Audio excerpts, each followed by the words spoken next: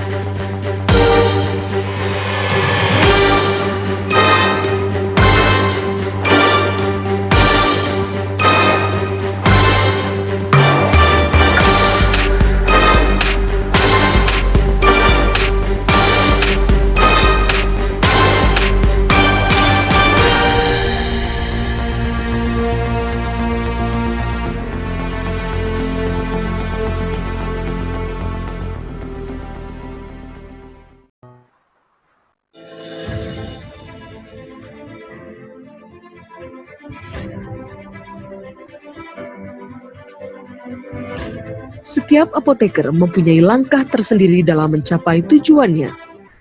Berbagai sarana aktualisasi peran tersedia begitu luas. Kesuksesan diraihnya melalui sebuah proses yang tidak mudah, tidaklah sama untuk setiap orangnya. Masing-masing dari mereka menjadikan dirinya terbaik di bidangnya. Menjadi apoteker praktik di sarana industri farmasi, distribusi, puskesmas, rumah sakit, klinik, apotik, menjadi pengusaha, menjadi bagian dari struktur pemerintahan, akademisi dan inovator lainnya adalah pilihan. Semua bergerak atas nama profesi apoteker untuk satu tujuan, nilai kemanusiaan. Marilah kita simak video Apoteker Inspirasi Ikatan Apoteker Indonesia.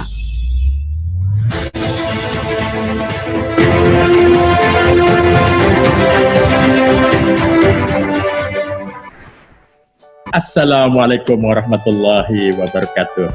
Apa kabar sahabat sekalian? Tetap ya, sehat selalu, alhamdulillah, profesional, kompeten, dan praktek bertanggung jawab. Sahabat sekalian, sekarang materi yang diberikan kepada saya adalah inspiring and branding. Jadi bagaimana dalam waktu yang 5 menit saya harus bisa menginspirasi sejawat sekalian. Inspirasi pertama, saya ambil dari nama saya Nurul Falah Edi Parial. Saya ambil 2 kata pertama, Nurul Falah, itu dalam bahasa Arab artinya adalah cahaya kemenangan. Mungkin karena saya ngerti artinya cahaya kemenangan, jadi saya berusaha di mana-mana bercahaya dan mudah-mudahan di mana-mana menang.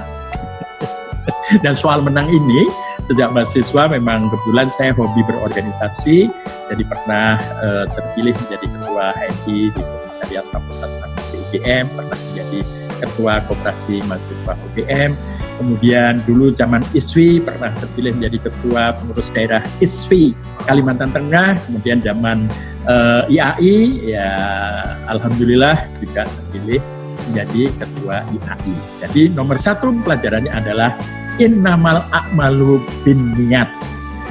Jadi amal itu tergantung niatnya. Ada kalau sudah lulus niatnya mau ngapain? Niat jangka pendek, niat jangka menengah, niat jangka panjang. Niat jangka pendek cari uang, bukan cari kerja, ya, cari uang. Nah, cari uang dengan cara bekerja.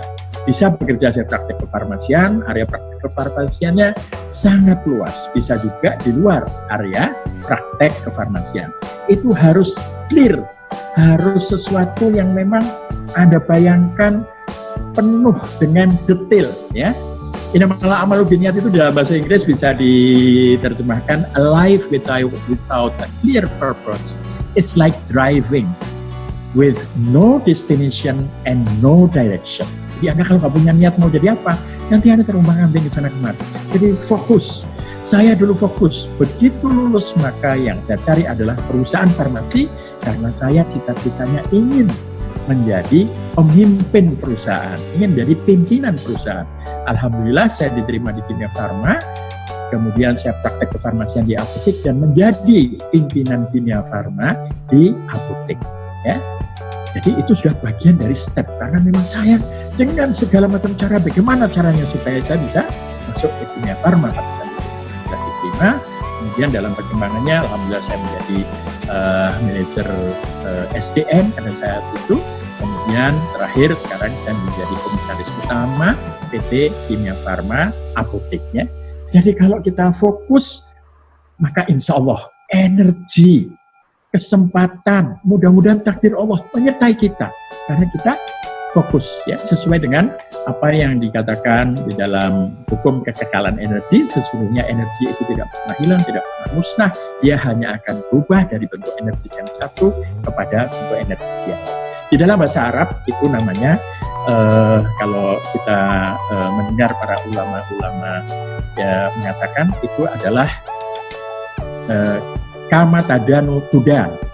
Apa yang kita lakukan maka itu yang kita dapatkan. Atau satu lagi al jazau min jinzil amal. Kita mendapatkan sesuai dengan apa yang kita berikan. Maka dari itu hukum alam ini saya yakini kalau kita ingin mendapatkan sesuatu lebih maka berikan lebih. Apa yang diberikan?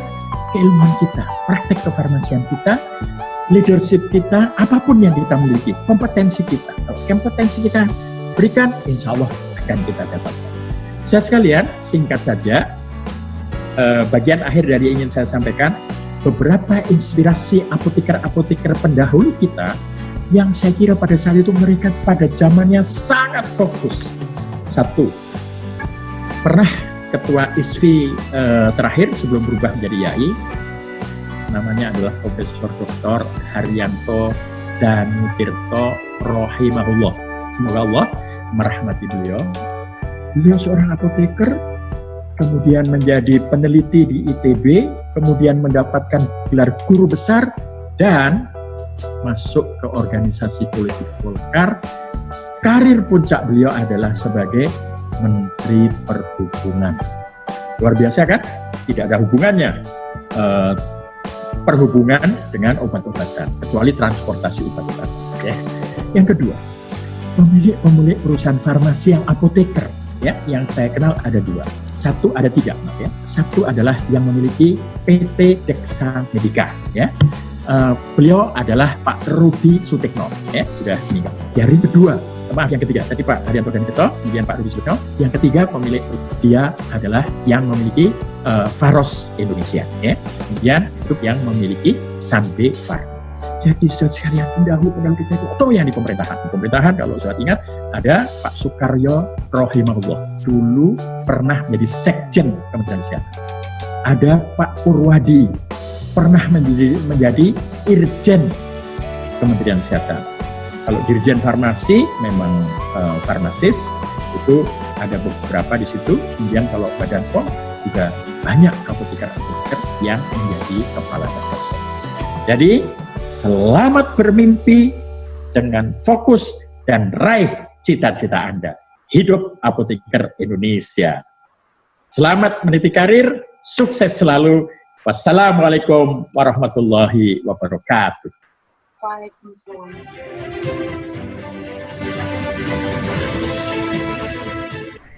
Selamat pagi dan salam sejahtera untuk adik-adik semua, apoteker hebat Indonesia. Perkenalkan, saya apoteker Sherly Melianti. Saat ini saya sedang menempuh pendidikan S3 di School of Pharmacy, University College London, United Kingdom.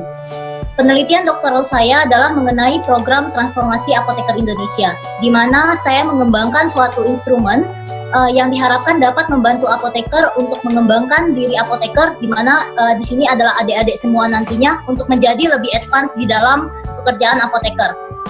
Diharapkan nantinya instrumen ini tidak hanya memberikan pengembangan karir yang jelas kepada adik-adik semua, tetapi juga menjadi motivasi untuk adik-adik untuk mengembangkan diri adik-adik menjadi lebih baik. Selain sebagai mahasiswa S3, saat ini saya juga menjabat sebagai Presiden FIP YPG. FIP adalah singkatan dari International Pharmaceutical Federation yang merupakan organisasi global yang mewakili lebih dari 4 juta apoteker di dunia. Sedangkan YPG sendiri adalah grup apoteker muda di bawah naungan FIP. Jadi kalau kita analogikan dengan Indonesia, FIP itu sama dengan IAI dan YPG itu sama dengan Indonesian Young Pharmacist Group. Di sini nantinya adik-adik juga bisa melihat lagi dan ini merupakan kesempatan yang baik buat adik-adik untuk membangun jejaring dan berteman dengan apoteker lain di seluruh dunia. Saya lulus apoteker pada tahun 2011 dari Departemen Farmasi Universitas Indonesia. Setelah lulus, saya sempat bekerja selama 3 bulan sebagai produk eksekutif di salah satu perusahaan farmasi. Sebelum akhirnya saya bergabung dengan salah satu rumah sakit swasta di BSD. Saya pindah pekerjaan saat itu karena passion saya adalah ingin memberikan pelayanan kepada pasien dan ingin berhadapan langsung dengan pasien. Selama tahun pertama saya bekerja di rumah sakit, saya bekerja di bagian korporat yang lebih kepada manajemen dan standarisasi obat di rumah sakit tersebut. Akan tetapi, saya selalu meluangkan waktu setelah pulang dinas untuk bekerja selama 2 hingga 3 jam membantu pelayanan di rumah sakit tersebut, menjadi apoteker yang memberikan informasi obat kepada pasien. Pekerjaan tambahan ini tidak dibayar, namun saya sangat menikmati pekerjaan tersebut karena di sini saya bisa menambah pengetahuan saya dan juga saya bisa berhadapan langsung dengan pasien. Saya percaya untuk adik-adik semua, di saat kita suka dengan pekerjaan kita tidak akan pernah merasa lelah mengerjakannya. Setelah bekerja lebih dari 4 tahun di rumah sakit, timbul keinginan saya untuk sekolah lagi, terutama di bagian farmasi klinis. Perjalanan saya untuk mendapatkan beasiswa dan sekolah juga tidaklah mulus, namun saya percaya bahwa kesempatan akan datang pada waktu yang tepat. Dan puji Tuhan, akhirnya saya berhasil melanjutkan S2 farmasi klinis di UCL School of Pharmacy setelah mencoba berkali-kali tes bahasa Inggris dan beasiswa. Jadi prinsip yang saya ingin sampaikan kepada adik-adik sekalian, jangan pernah menyerah ketika adik-adik mempunyai mimpi dan teruslah berusaha, karena kesempatan itu akan datang di saat waktu yang tepat. Setelah lulus dari S2 farmasi klinis di UCL School of Pharmacy, saya kemudian tertarik untuk melanjutkan pendidikan doktoral di kampus yang sama. Saya tertarik untuk mengembangkan profesi apoteker, karena saya melihat di Inggris, apoteker itu sudah memiliki jalur karir yang jelas setelah mereka lulus. Saya sangat beruntung, saya dipertemukan dengan orang-orang hebat. Salah satunya adalah Bapak Nurul Falah, Ketua IAI, di mana beliau sangat mendukung proyek saya yang saya tawarkan. Saya juga percaya selalu terinspirasi dari orang lain akan membuat kita selalu berkembang. Jadi adik-adik selalulah terinspirasi dari orang lain dan selalulah berusaha untuk menggapai mimpi yang adik-adik punya. Selama menjalankan pendidikan doktoral di Inggris, saya berprinsip untuk selalu memberikan yang terbaik dan selalu berpikir positif. Jika diberikan pekerjaan tambahan, saya menganggap itu bukan sebagai beban, tetapi saya percaya itu akan berdampak pada saya nantinya, dan itu merupakan suatu kesempatan untuk saya untuk menjadi jauh lebih baik. Sama seperti keterlibatan saya di organisasi internasional, salah satu motivasi saya saat itu juga dikarenakan dari laporan-laporan yang dikeluarkan dari organisasi farmasi internasional ini atau FIP, tidak ada perwakilan Indonesia. Saya sangat ingin membuat nama Indonesia dikenal sebagai anggota yang aktif dan terlibat di dalam proyek global ini. Saya percaya apoteker Indonesia adalah apoteker yang hebat yang dapat menginspirasi dan bersaing di tingkat global. Dan hal ini juga lah yang memotivasi saya untuk mencalonkan diri menjadi Presiden FIP YPG. Saya juga melihat posisi ini menjadi kesempatan untuk melayani apoteker untuk menjadi lebih baik dan tentunya membawa nama baik Indonesia di tingkat dunia. Sehingga dimanapun rekan sejawat berkarya, saran saya cintailah pekerjaan rekan sejawat dan selalulah berusaha memberikan lebih apa yang diminta, disarankan, ataupun distandarkan. Ketika diberikan pekerjaan tambahan di tempat bekerja, selalulah berpikir positif bahwa hal tersebut adalah kesempatan kita untuk mendapatkan pengalaman dan menjadi jauh lebih baik dalam berkarya. Semakin banyak masalah yang kita hadapi di pekerjaan, maka akan semakin banyaklah kita belajar untuk mengembangkan diri kita. hal terpenting lainnya adalah saya ingin menyampaikan kepada adik-adik bahwa kita harus selalu mau merefleksikan diri sendiri, belajar memperbaiki diri dan selalulah terinspirasi dari orang lain. Refleksi yang saya lakukan membantu saya untuk menganalisa bagaimana cara terbaik untuk berhadapan dengan kolega saya. Saya percaya kolega yang baik menjadi hebat bukan karena kekuatan mereka, tetapi karena kemampuan mereka untuk mendorong pengembangan profesi orang lain dan membantu mereka untuk mencapai tujuan mereka. Jika boleh, saya ingin menyampaikan suatu quote dari John Quincy Adams, yaitu "If your actions inspire others to dream more, learn more, and do more, then you are the leader." Terima kasih dan salam Apoteker Indonesia.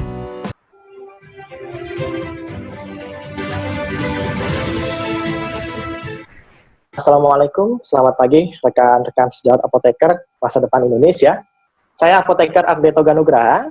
Saat ini saya berkarir sebagai salah seorang dosen di salah satu jurusan farmasi universitas swasta di Indonesia. Dan saya juga sebagai presiden atau ketua Indonesian Young Pharmacist Group. Saya setelah lulus sebagai apoteker, sempat berpraktek di komunitas dan kemudian memutuskan untuk melanjutkan studi magister farmasi. Karena saya memang bermimpi di masa depan bisa menjadi salah satu pendidik calon apoteker Indonesia agar dapat berkontribusi langsung sebagai bagian dari pencetak apoteker hebat Indonesia. Selain itu, saya juga aktif dalam berbagai penelitian, baik di luar negeri maupun dalam negeri yang berfokus pada penemuan obat dari bahan alam. Tidak ada yang mudah dalam berkarir, tapi ada beberapa nilai yang perlu kita miliki dalam menjajaki perkarir dunia kerja. Yang paling utama adalah mempunyai mimpi atau rencana di masa akan datang. Karena walaupun terdengar klasik gitu ya, tanpa mempunyai hal tersebut, maka kita tidak akan pernah memperoleh apa-apa. Kita bisa bayangkan saat kita hendak pergi ke suatu tempat tapi kita tidak tahu kemana kita harus menuju, maka yang terjadi adalah kita hanya berputar-putar saja tanpa ada hal yang jelas untuk dilakukan. Nah, selain itu, kita harus selalu bersungguh-sungguh saat diberikan kepercayaan, ya, mengerjakan sesuatu, disertai dengan kepercayaan diri yang baik. Namun, pada saat ini ada hal yang perlu diperhatikan, yaitu tetap menjaga kesantunan, menjaga etika, selalu menghargai dan percaya dengan orang lain, itu perlu dipertahankan. Ya, artinya jangan sampai kita menjadi overconfidence yang dapat berakibat pada kehilangan value kita sendiri. Nah, sambil berjalan dalam mencapai mimpi atau berkarir, perlu adanya peningkatan nilai. Nah, peningkatan nilai itu mungkin dapat diperoleh dari berorganisasi, kemudian mungkin berteman, bergaul, begitu, atau bahkan yang mungkin agak berbeda adalah mempunyai pengalaman dalam melakukan sebuah perjalanan. Nah, kemudian jangan pernah berpikir bahwa kita itu yang paling hebat dan yang paling benar. Bahkan bagi saya tidak perlu selalu terlihat di dalam atau di atas panggung untuk menunjukkan diri siapa itu diri kita.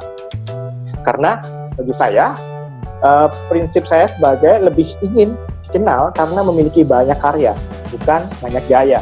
Ya.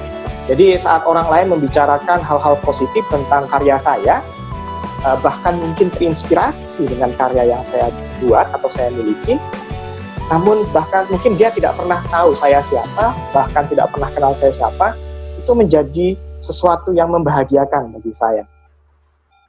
Nah, dan yang terakhir yang tidak kalah penting dalam bekerja ataupun meniti karir atau berprofesi adalah selalu jujur di setiap kesempatan. Sepahit apapun itu, kejujuran harus ada di nomor satu. Walaupun kita tetap harus mempunyai visi selalu untuk memperbaiki diri lebih baik lagi. Kejujuran adalah hal yang paling sulit dilakukan. Bahkan yang tersulit adalah jujur pada diri sendiri. Karena terkadang keadaan membuat kita selalu melakukan hal yang tidak kita inginkan. Bahkan melakukan hal tersebut tanpa pernah berusaha mencari apa yang kita sukai. Termasuk ukuran kesuksesan. Karena terkadang kita jadi tidak jujur akan ukuran kesuksesan yang kita peroleh. Karena kesuksesan kita nilai dari standar orang lain. Padahal kesuksesan itu ada bagian dari kejujuran kita, berikan standar yang kita mau. Cukup demikian dari saya. Sukses selalu Apoteker Indonesia. Ingat, perbanyak karya, kurangi gaya.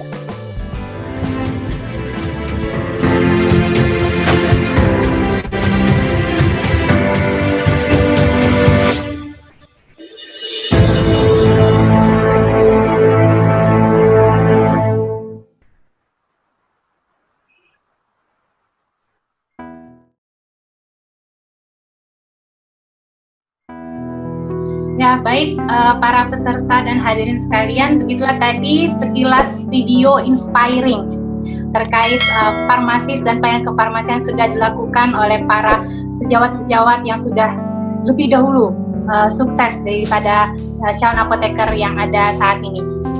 Untuk selanjutnya kita akan langsung saja untuk mengenal lebih detail lagi tentang branding dan inspiring farmasis ini melalui narasumber kita yang kedua, yaitu Ibu Apoteker Dety Yuliati. Kepada Ibu Apoteker Dety,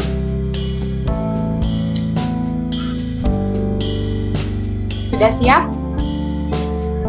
Waktu untuk presentasi sama seperti narasumber yang pertama, sekitar 30 menit. Pada Ibu Dety kami persilakan.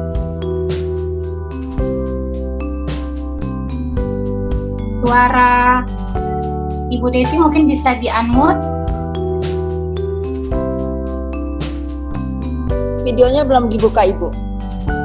Kepada panitia mohon bantuannya untuk video dan suara.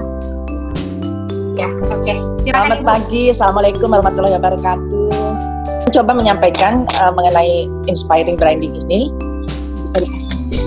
Mengenai inspiring branding ini sangat penting sekali untuk kita biar bisa melihat kepada senior-senior, kemudian kita juga bagaimana caranya kita bisa menjual diri seorang apoteker ini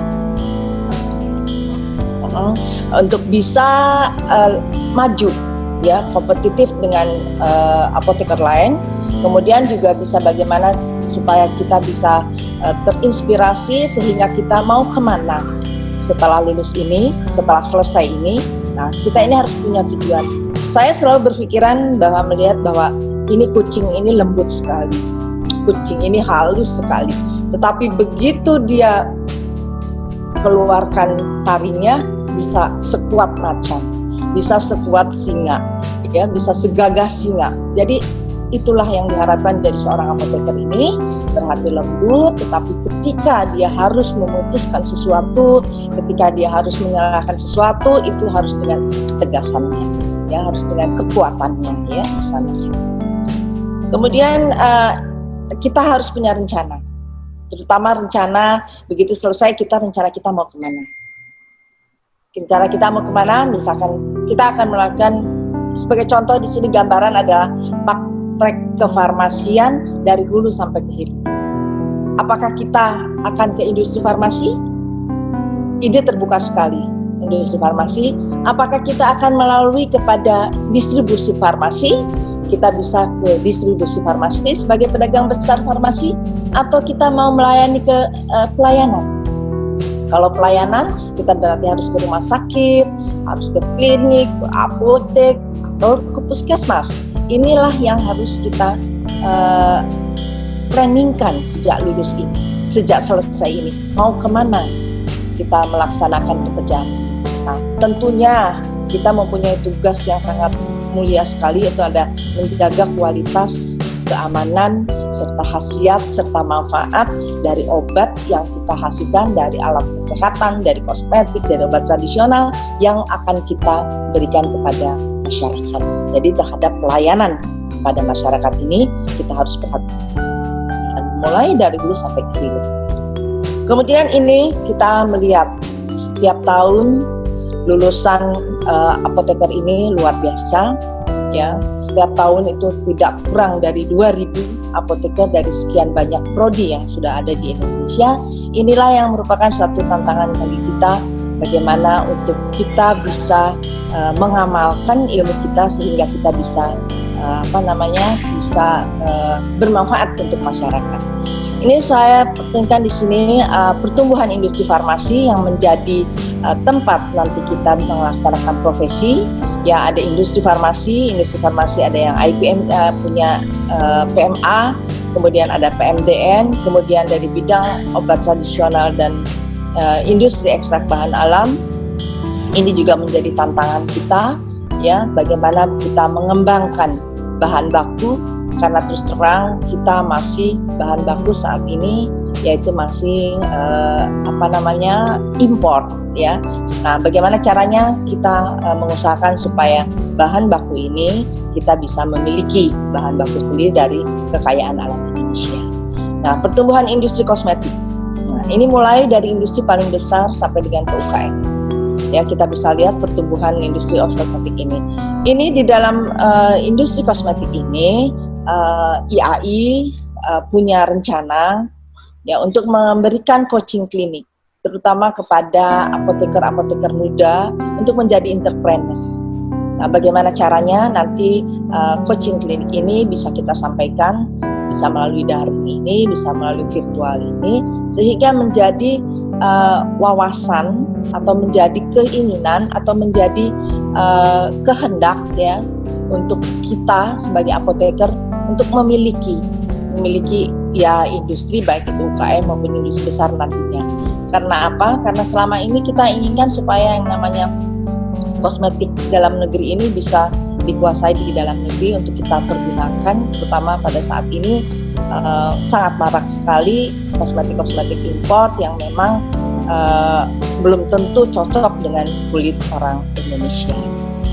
Nah, kemudian dengan pertumbuhan dari pedagang besar farmasi merupakan distributor farmasi yang merupakan satu kebutuhan kita, satu lapangan pekerjaan oleh apoteker.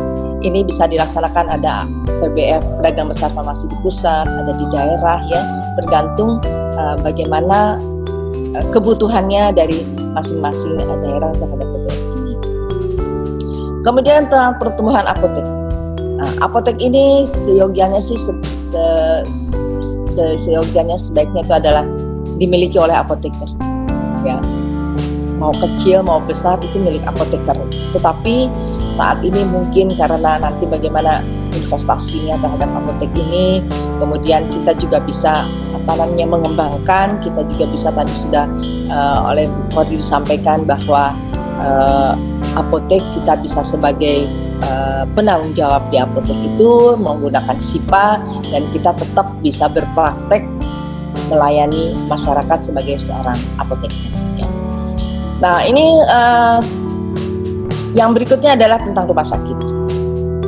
Rumah sakit di Indonesia ini baik swasta maupun pemerintah sangat membutuhkan apoteker, ya, terutama apoteker-apoteker muda ini, dan apoteker yang memang ingin mengabdikan dirinya di bidang pelayanan. Nah, di sini kita harus betul-betul melihat rumah sakit mana yang kita harapkan, rumah sakit pemerintah, rumah sakit swasta, dan pada dasarnya adalah bagaimana pelayanan kefarmasian bisa dilaksanakan di rumah sakit ini. Nah, kemudian, ini data kebutuhan rumah sakit, kebutuhan tenaga farmasi, tenaga apoteker di puskesmas. Ini salah satu yang program pemerintah yang sedang dicanangkan atau sedang diusahakan adalah bagaimana caranya apoteker ini berada di seluruh puskesmas di seluruh Indonesia. Karena terus terang apoteker itu adalah syarat untuk ada di puskesmas. Puskesmas dengan adanya akreditasi puskesmas harus ada seorang farmasis di sana. Minimal harus ada D3. Tetapi saya selalu berharap, ya, waktu saya masih bekerja di Kementerian Kesehatan, bahwa harus seorang apoteker berada di puskesmas, karena kita menginginkan pelayanan kefarmasian sebaik mungkin, dan pelayanan kefarmasian harus dilaksanakan oleh seorang apoteker, jadi bukan oleh tenaga kesehatan lainnya. Ini program pemerintah. Program pemerintah yang kita kenal saat ini adalah dengan Nusantara Sehat. Nusantara Sehat ini adalah kolaborasi dari seluruh tenaga kesehatan. Ada 7 tenaga kesehatan yang bekerja sama di salah satu puskesmas. Ini program pemerintah yang udah tahun keempat mungkin ya saat ini, dan ini peminatan terhadap apotekernya ini luar biasa. Ya, saya senang sekali pada waktu saya di kementerian ini, saya melihat kepada pertumbuhan ya dan kualitas dari apoteker yang bekerja di puskesmas ini, terutama daerah perifer. Ini adalah, boleh dikatakan saya salut ya, buat seorang apoteker bisa melaksanakan tugasnya walaupun jauh dari tempat tinggalnya. Ya, karena ini ada di daerah-daerah perifer, puskesmas daerah perifer untuk program pemerintah Nusantara saat ini. Nah, yang kita inginkan ini adalah, tadi kita sudah ada berbagai macam lapangan pekerjaan. Ya. Ada yang mau di pemerintahan, ada yang mau di industri, ada mau di apotek melaksanakan pelayanan, di rumah sakit untuk pelayanan, di klinik. Nah, bagaimana caranya kita membangkitkan seorang apoteker muda untuk menjadi entrepreneur? Kami dengan IAI sedang akan mencoba untuk menjadi entrepreneur di bidang kosmetik. Karena apa? Karena bidang kosmetik ini pekerjaannya satu, kita bisa punya milik sendiri, bisa tol dulu dengan biaya keterbatasan, investasi yang terbatas, kemudian bisa punya keahlian di bidang formulasinya, ya, kemudian mengetahui mengenai kebijakan-kebijakan, kemudian peraturan-peraturannya. Nah, ini kita sedang dorong. Nanti IAI akan mengadakan coaching klinik untuk menjadi seorang farmasi entrepreneur. Nah, saat ini kita entrepreneur tentunya di bidang kosmetik yang memang resikonya tidak sebesar resiko obat. Ya, di sini cukup untuk kita mempelajarinya, kemudian kita bisa sampaikan kepada nanti apoteker-apoteker muda untuk bisa menjadi seorang entrepreneur di bidang kosmetik. Jadi nanti banyak wardah-wardah yang lain, wardah-wardah atau Sari Ayu, Mustika Ratu yang lain yang memang ini punya farmasi, punya apoteker sendiri. Nah, kemudian atau kita memang ingin melanjutkan untuk menjadi pendidikan berkelanjutan. Jadi apoteker advance seperti tadi yang sudah dikatakan Shirley, kita ingin supaya menjadi apoteker yang di pendidikan, ya, apoteker yang advance di sini, yaitu untuk apakah mau jadi master kah atau mau jadi lanjut sekolah untuk jadi doktoral. Nah, ini kita harus programkan dari saat ini. Karena apa? Ini penting sekali, di mana kita akan menempatkan diri untuk bekerja tetap dengan niat yang baik, fokus kepada pekerjaan kita, kemudian cintailah apa yang menjadi pekerjaan kita saat ini. Ya. Nah, ini kita lihat tentang revolusi industri. Kita bisa lihat sekarang sudah 4.0. Nah, di bidang farmasi, industri 4.0 ini adalah kita lebih kepada kehulu. Kita lebih kepada bahan baku. Oleh karena itu, industri farmasi kita yang PMDN itu menggandeng dari luar untuk bagaimana caranya bisa memproduksi bahan baku di Indonesia. Karena kita ingin supaya bisa membuat sendiri dan kita bisa mengurangi terhadap impor. Nah, revolusi industri ini berjalan terus, ya, mengikuti dengan kondisi saat ini, ya, dengan tentunya dengan kebutuhan terhadap obat. Ini sebagai contoh aja, revolusi perbankan berubah dari mulai teller, sekarang langsung dengan handphone sudah bisa berjalan, ya. Kemudian revolusi teknologi dokumentasi, ya, dari mulai paper sampai paperless sekarang, ya. Jadi menggunakan bisa pakai WA, bisa pakai internet, bisa pakai email, ya. Jadi sudah tidak harus menulis surat kembali, ya. Nah, ini di bidang revolusi industri retail. Revolusi industri retail sekarang udah pakai vending machine. Kemarin pada waktu saya masih menjabat di Kementerian Kesehatan, kami didatangi oleh salah satu investor yang ingin supaya obat ini bisa menggunakan vending machine, terutama misalkan di bandara. Ya. Kami kemarin waktu itu belum bisa menyampaikan boleh atau tidaknya. Sejogianya kalau namanya obat itu kan dilayankan, ya. walaupun OTC, tetap harus ada pelayanan pemberian informasi. Oleh karena itu kami masih menolak kemarin. Kami tidak berharap dulu untuk ada vending mesin terhadap obat di bandara. Nah, ini tantangan juga sebetulnya. Tetapi kita harus tetap memegang teguh terhadap aturan yang sudah ada saat ini. Ya. Kemudian ini teknologi dokumentasi juga mengalami perubahan ya, dari filing jadi filing yang tertata di laptop masing-masing. Kemudian terhadap teknologi informasi juga ya sudah sampai dengan ke WA sekarang. Apapun dengan kondisi saat ini, dunia bisa digenggam oleh hanya satu handphone yang kita pegang. Nah, sehingga perubahan-perubahan ini juga berimbas kepada bagaimana dengan farmasi. Nah, di sini terutama tentang disruption-nya disruption terhadap kondisi saat ini. Nah, ini 5 ciri daripada disruption yang saya ambil dari Renat Kasali. Disruption berakibat penghematan banyak biaya. Betul. Jadi kalau disruption harus menghemat biaya. Kemudian kualitas tetap harus terjamin dan kualitas tetap harus lebih baik. Ya. Kemudian yang tadinya tertutup menjadi terbuka.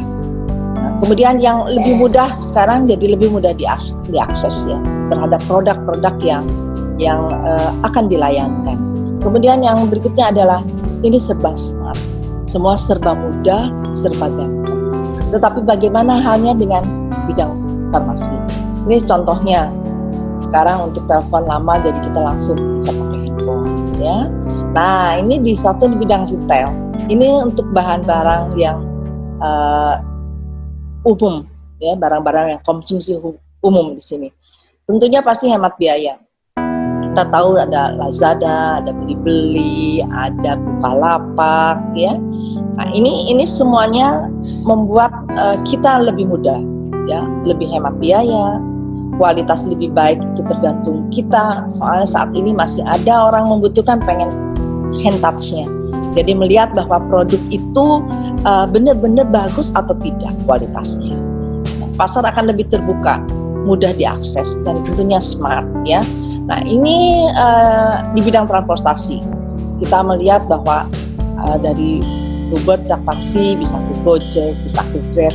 Ini juga akan mempermudah kita di dalam hal melayani nantinya.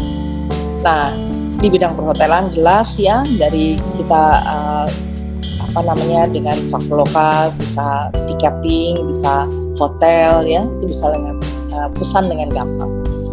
Nah, di bidang kesehatan ini juga mengalami perubahan tentunya dengan adanya disruption ini.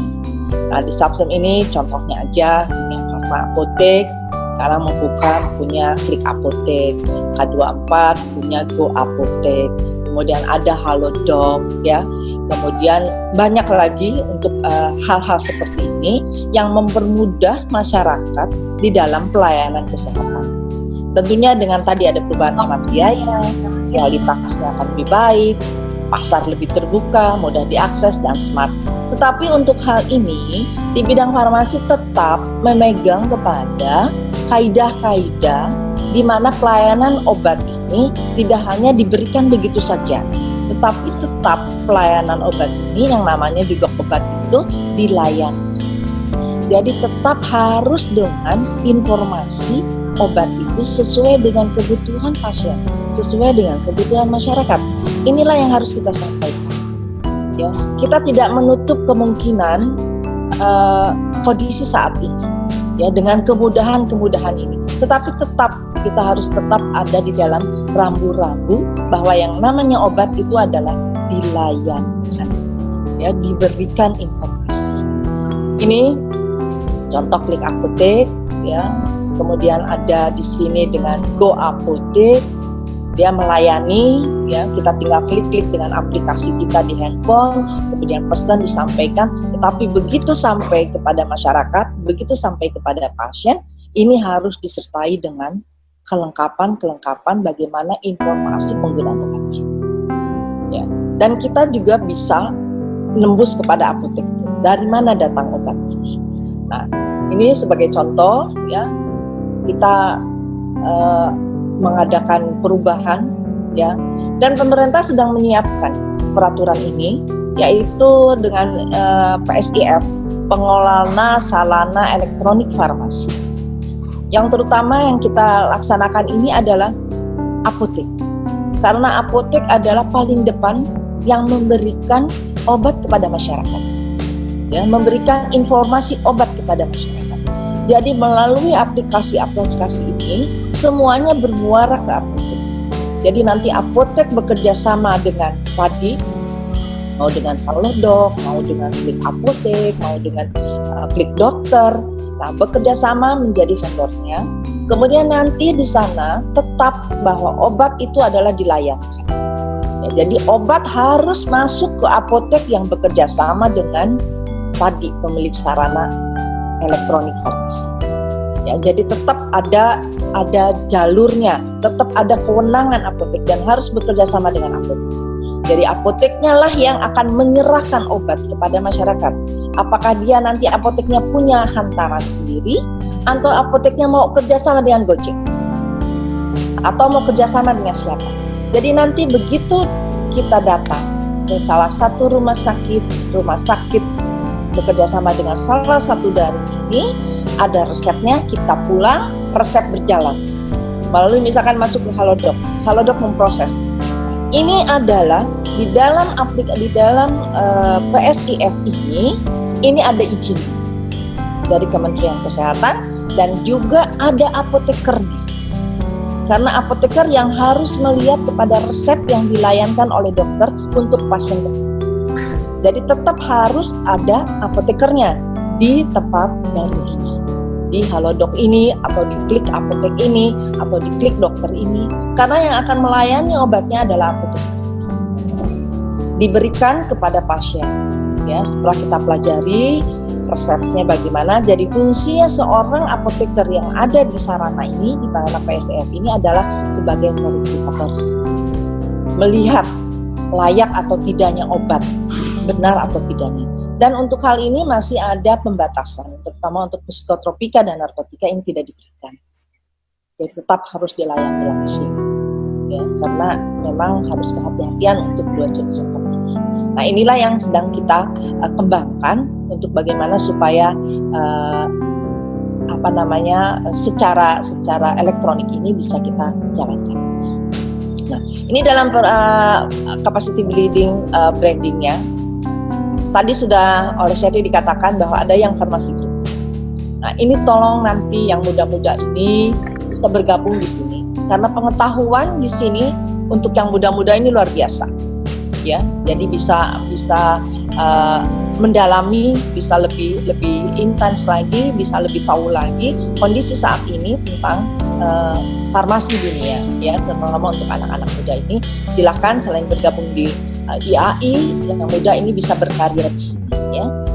Kemudian ada program-program, baik program itu punya IAI, ada Dagusibu, dapatkan gunakan simpan uang, ini untuk masyarakat, ya, kepada masyarakat. Kemudian ada program pemerintah Gebat Cerdas, Gerakan Masyarakat Cerdas Menggunakan Online. Nah, ini juga merupakan untuk kita bersosialisasi, untuk kita mengamalkan, untuk kita melayani. Bagaimana di apotek ini, misalkan di apotek kita mengikuti program Dagusibu, kita mendatangi masyarakat, kita melihat apalagi kalau di apotek yang bekerja sama dengan BPJS ada asuhan keperawatan untuk rujukan kayak model diabetes, hipertensi, jantung. Itu menjadi tanggung jawab seorang apoteker untuk kontrol terhadap obatnya, terutama obat yang diberikan, karena diberikannya adalah untuk seumur hidup obat ini. Nah, inilah yang harus kita terus-menerus berikan informasi obat, penggunaan obat yang baik, penggunaan yang benar kepada masyarakat ini, baik yang berada di pemerintahan maupun yang ada di apotek atau di swasta ini, ya. Ini program-program yang ada di IAI saat ini, yaitu melalui apotek tanggap bencana. Ini juga salah satu yang menjadi program kita, bagaimana caranya supaya apoteker ini bisa terjun langsung melayani masyarakat. Sama seperti halnya sekarang kondisi COVID, bagaimana sih caranya apoteker langsung terjun menyiapkan untuk misalkan obat-obatan untuk rapid testnya, kemudian memberikan sama-sama memeriksa kita di Jakarta ada di terminal, kemudian ada mobil yang bisa memeriksa untuk rapid test. Nah, seperti hal seperti inilah yang apoteker bisa melaksanakan dalam rangka kondisi-kondisi tertentu. Ya. Ini mengenai IAI update. IAI mempunyai advances ini, advance farmasi praktikalnya untuk di Indonesia. Nanti bisa dilihat bagaimana 5 pilarnya terhadap advance farmasi ini. Kita ada tingkatan-tingkatannya, ya. Kemudian ini terutama untuk nanti di dalam bidang pelayanan, ya, lebih kepada pelayanan untuk bisa meningkatkan. Tidak hanya pelayanan saja sih sebetulnya, di industri farmasi juga tetap, ya, harus tetap advance. Apalagi sekarang udah mau ke biomolekuler dengan stem cell dengan apa. Nah, itu yang perlu kita pelajari sama-sama di dalam hal pengobatan ke depan. Nah, dengan adanya SIAP, ya, dengan SIAP ini alhamdulillah kita bisa mengadakan daring saat ini, bisa Zoom meeting, bisa POPKA di acara saat ini bisa dengan menggunakan fasilitas terhadap secara elektronik ini. Ini jenis layanan yang ada di SIAP, ya, pendaftaran anggota, media sosial, rekomendasi mutasi, termasuk laporan SKP, informasi kegiatan organisasi. Nanti SIAP juga menyiapkan manfaatnya. Nah, ini terhadap waktu, aktivitas proses, e-filing, data, praktek, profesi bertanggung jawab, sosial media internal, dan feedbacknya. Terus sekarang nanti dengan SIAP ini, rencana IAI itu akan mengadakan untuk apoteker-apoteker muda yang entrepreneur ini, terutama di bidang kosmetik. Ya, kita sedang mempersiapkan bagaimana sih caranya supaya apoteker-apoteker muda ini ingin memiliki, ingin mempunyai usaha misalnya di bidang kosmetik. Ya, sehingga dari A sampai Z-nya tinggal 1 menit lagi, Ibu, mohon maaf. Sebentar lagi, Bu, selesai. Udah di penutup, alhamdulillah ya, Bu. Nah, ini kita harus bisa bukan menangkal, ya, harus mengikuti arus di sini di era revolusi teknologi ini. Kita harusnya mengikuti, ya, bukan sebaliknya kita nolak, menerima, tidak menerima, tetapi kita melalui arus itu kita harus ikuti, ya. Di era revolusi teknologi ini ada yang tidak bisa tergantungkan, ya, terutama untuk farmasi. Tetap human touch-nya ini perlu, ya. Karena apa, yang namanya farmasi itu kan melayani, ya, terutama di bagian pelayanan yang kita melakukan pelayanan, ya, human touch ini sangat dibutuhkan. Karena untuk bisa meyakinkan masyarakat, bisa meyakinkan pasien kita, bagaimana caranya supaya kita, profesi kita apoteker ini dekat dengan masyarakat, ya, di dalam hal melayani. Tetap membutuhkan human touch. Makanya tadi dengan vending mesin ini tidak ada informasi di dalam vending mesin. Jadi tetap kita memberikan informasi sesuai dengan apa yang harus mereka dapatkan. Itu mungkin, Ibu, terima kasih sekali. Assalamualaikum warahmatullahi wabarakatuh. Mudah-mudahan bermanfaat dan memberikan gambaran buat teman-teman apoteker baru saat ini. Waalaikumsalam warahmatullahi wabarakatuh. Terima kasih sekali, Ibu. Dan sangat menarik sekali materi yang disampaikan terkait branding dan inspiring farmasis ini, Bu. Dan saat ini sudah ada pertanyaan yang masuk, Ibu, untuk ini, ya, tentang bagaimana pendapat dan upaya IAI menyikapi tentang kondisi apoteker sekarang, Ibu? Karena kondisi sekarang memang sedang prihatin, ya, karena adanya COVID ini, kemudian antar lapangan kerja dan adanya double job apoteker, kemudian di sisi lain juga banyak apoteker yang di PHK atau karyawan yang di PHK karena dampak dari pandemi. Bagaimana pendapat Ibu dan upaya IAI? IAI terutama bagaimana caranya supaya kita bisa berjalan seiring dengan COVID ini, ya, terutama dalam pelayanan. IAI melihat untuk di apotek sendiri, karena aturan pemerintah apotek tidak boleh tutup, ya, tetap harus menjalankan fungsinya, melayani masyarakat, tentunya dengan cara tadi, dengan pesan pakai WA atau bagaimana, ya. Jadi tetap kita mengusahakan, kita tetap membantu teman-teman sejawat untuk tetap berada di profesinya sebagai apoteker, bisa bekerja di situ. Yang di industri masih tetap jalan, walaupun dia work from home. Nah, kemudian yang di PBF tetap karena harus melayani, tetap berjalan ya. Yang di apotek, yang di rumah sakit apalagi tetap berjalan, dan IAI juga punya kebersamaan untuk membantu masyarakat. Kayak model tadi memberikan layanan terhadap untuk tes awal terhadap COVID ini. Nah, ini juga tidak mengurangi lapangan pekerjaan sebetulnya, Bu. Ya, tetap masih pada bekerja, tetapi kondisi saat ini seperti industri farmasi masih membutuhkan apoteker, dia masih melaksanakan pekerjaannya, merekrut apoteker. Walaupun dengan cara tadi, dengan Zoom seperti ini. Nah, semua masih bisa dikerjakan, dan IAI malah lebih intens sekarang ya dengan adanya work from home ini, sehingga bisa bagaimana supaya tetap berkomunikasi, tetap memperhatikan kepada anggotanya, sehingga anggotanya masih tetap bisa berkembang. Alhamdulillah sih saya belum dapat informasi ada apoteker di industri yang di PHK-kan ya sampai saat ini, enggak. Malah beban pekerjaan di pelayanan terutama, Bu. Pelayanan ini luar biasa. Sampai kita harus shift mengerjakan. Kebetulan saya juga bekerja di apotek saat ini, dan tetap dalam kondisi COVID ini juga kami buka, kami melayani, ya tetap melayani. Jadi tidak ada perbedaan sebetulnya ya kondisi COVID dengan tidak COVID saat ini, tetapi bentuk pelayanannya inilah yang berubah.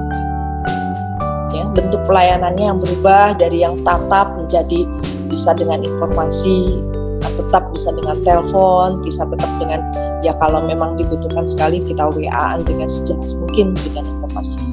Itu mungkin, Bu. Jadi tidak ada, belum kelihatan ya ada keluhan kepada IAI dengan kondisi COVID ini.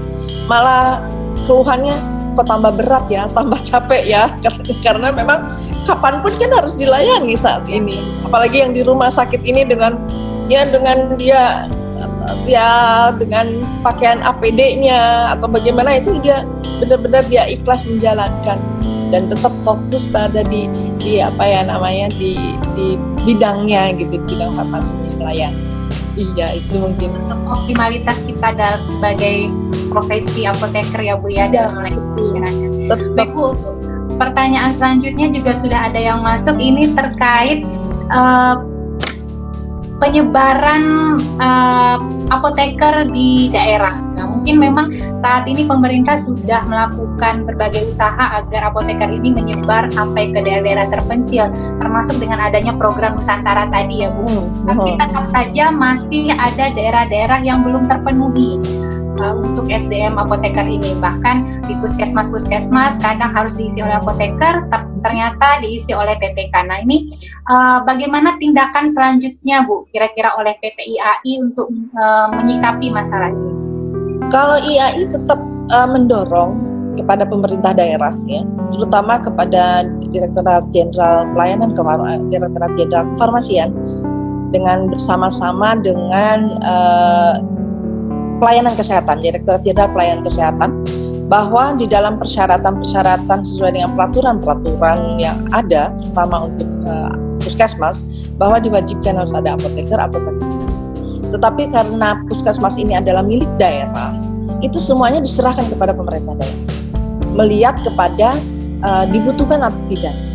Tetapi kami selalu mendorong kepada pemerintah daerah, terutama teman-teman IAI yang ada di PD atau di PC, untuk bisa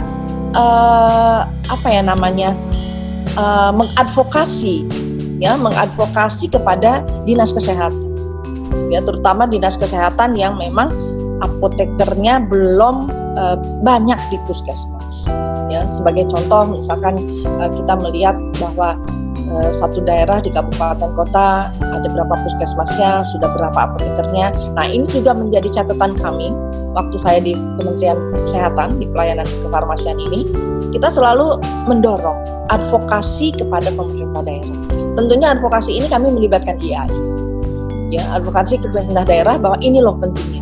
Sekarang persyaratan dari puskesmas itu harus puskesmas yang terakreditasi. dan persyaratan satu-satunya terakreditasi adalah tenaga apoteker harus terisi, ya minimal oleh apoteker. Nah itu semuanya dikembalikan lagi kepada pemerintah daerah. Kami mencoba IAI bekerja sama dengan Kementerian Kesehatan, dengan Dinas Kesehatan Provinsi dan Kabupaten Kota untuk bagaimana caranya mengadvokasi kepada pemerintah daerah pentingnya apoteker di kabupaten kota ini, apoteker di puskesmas yang ada di kabupaten kota ini. Jadi selalu diisi, apakah dia mau pegawai kontrak, apakah dia mau honorer, itu tergantung pemerintah daerah. Karena memang ketenagaan ini diserahkan ke pemerintah daerah, kami membutuhkan. Dan alhamdulillahnya setiap tahun bertambah terus, Bu. Ya malah kadang-kadang ada yang kalau di perkotaan ada lebih dari satu apotekernya. Terutama kita mengutamakan adalah puskesmas yang ada perawatan, itu harus ada apotekernya. Jadi mereka yang menentukan sendiri nantinya, pemerintah daerah. Karena semuanya adalah untuk dari pengangkatan terhadap pegawai itu adalah dari pemerintah daerah. Jadi ya tetap Bu, kolaborasi melaksanakan advokasi antara IAI dengan pemerintah daerah maupun dengan kami di sini di pusat dengan pelayanan kefarmasian di Kemenkes.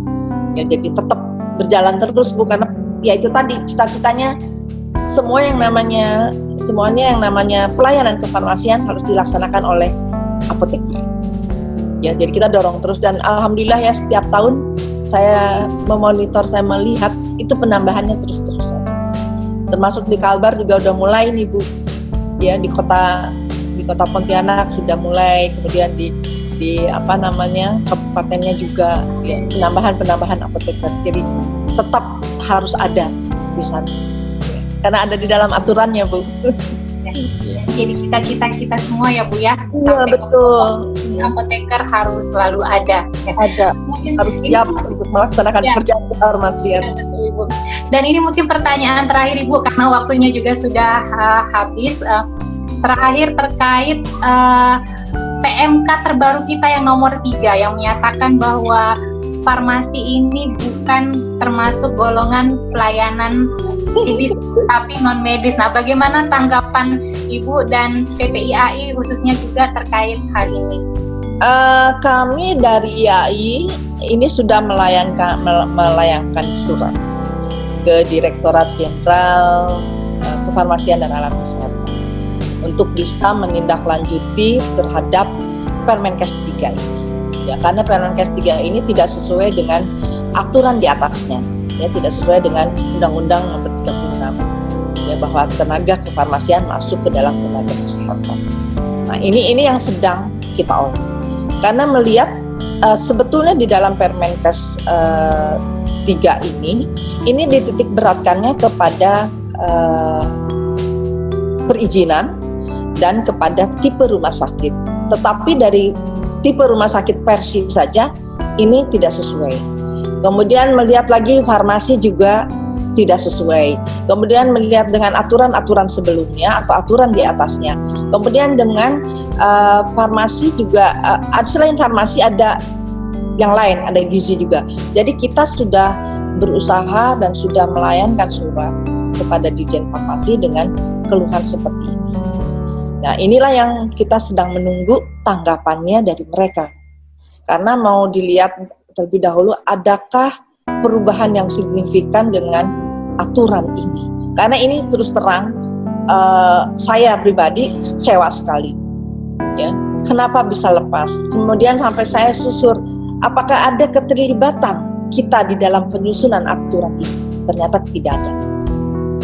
Ya, jadi inilah yang membuat jadi loss karena memang segera dibuat, kemudian yang melaksanakan adalah biro hukumnya dan kita perlu juga kenapa tidak sounding.